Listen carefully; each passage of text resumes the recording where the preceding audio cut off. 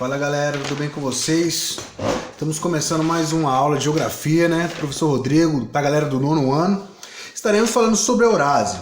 Professor, o que seria a Eurásia?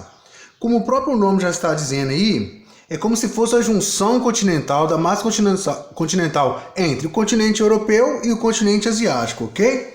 Então, para que vocês entendam, é só entender que é uma formação continental formada entre os dois continentes, o continente europeu e o continente asiático, ok?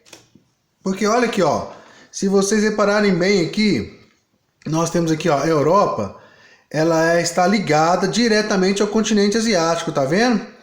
E aqui, nessa formação aqui, tem os Montes Urais, que é uma cadeia montanhosa, uma cordilheira, né, que divide o continente europeu com o continente asiático.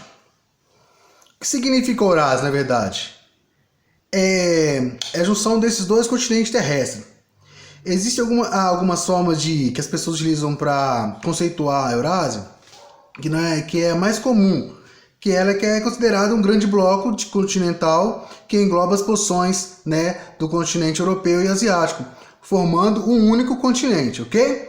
Então, vamos falar das características físicas da Eurásia. Bem, com relação à sua localização e extensão, ok? A Eurásia é uma grande massa continental formada pelos territórios da Europa e da Ásia e são separados pelos Montes Urais, uma cadeia montanhosa localizada numa região onde tem o rio Ural, né, o Mar Negro e o Mar Cáspio. A extensão territorial da Eurásia é de aproximadamente quase 55 mil quilômetros, ok? 55 milhões de quilômetros. Está localizado no hemisfério norte e oriental do globo, ok? Tá. Com relação à condição climática, a gente tem que entender o seguinte, vamos falar do clima agora. Com relação à condição climática, a gente pode perceber que com a junção de dois continentes, vocês podem perceber que vai haver aí uma grande variedade de condição climática, ok? Então vamos lá. Por conta da vasta extensão territorial, a Eurásia é uma grande variedade de climas presentes. Na porção europeia, são predominantes os climas oceânicos, continental e mediterrâneo. Já na porção asiática, são predominantes os climas siberiano, mediterrâneo, desértico e de monções, ok? Tá, então a gente já sabe que é o seguinte, que a Eurásia é a junção dos dois continentes, europeu e asiático. Sabemos que a condição climática ela é muito diversificada, certo? E com relação à sua localização e extensão também é muito grande. E existe uma grande variedade cultural, uma vez, né, que a cultura europeia se difere da cultura asiática, ok? Então vamos lá então. Com relação, se ligue na atividade da semana 22. Então, gente, com relação à atividade da semana 22 aí, ó, temos um texto falando sobre as características do que significa Eurásia, né?